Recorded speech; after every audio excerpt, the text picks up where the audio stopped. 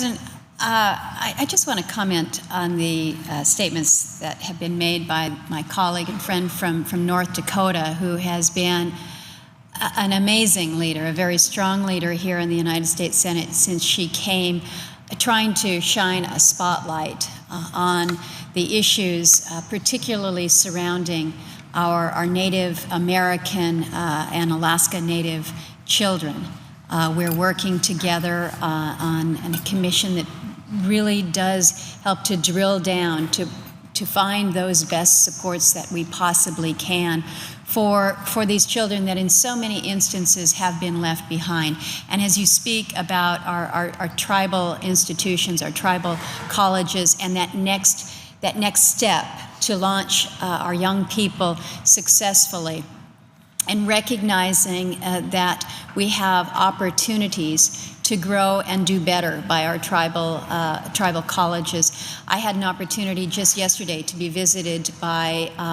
some students as well as those within Illicksavik College, which is located in Barrow, Alaska, small facility, but had a chance to meet with two students, Olive and Jillian, Olive is from a very, very small village called Akasak, and she described what it was like as a young student who wants that education, but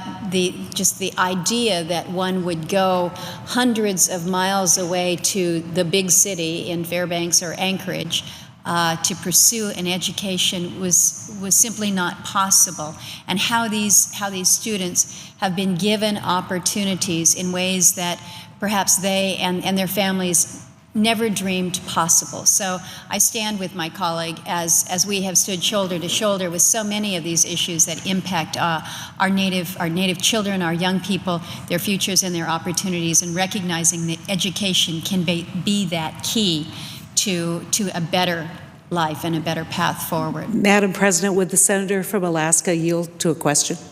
Certainly. Without Thank you. There is no better partner for me in this quest than the great senator for the state of Alaska.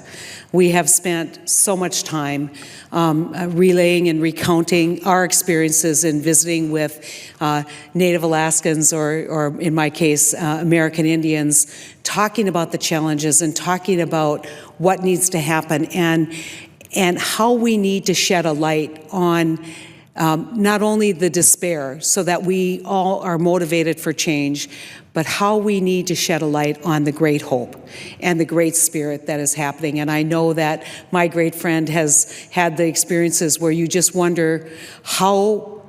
resilient can a young girl be who has experienced these kinds of challenges and this kind of abuse to come back and say, I'm going to be great, or this is going to be my future. And so I just wanted to, I guess I'm supposed to ask a question, but I wanted to thank the senator from Alaska for her strong and abiding and great commitment to the people, all the people of Alaska, and I want to thank her for her partnership. Madam President, I certainly appreciate and value the partnership and know that we have a great deal of work in front of us.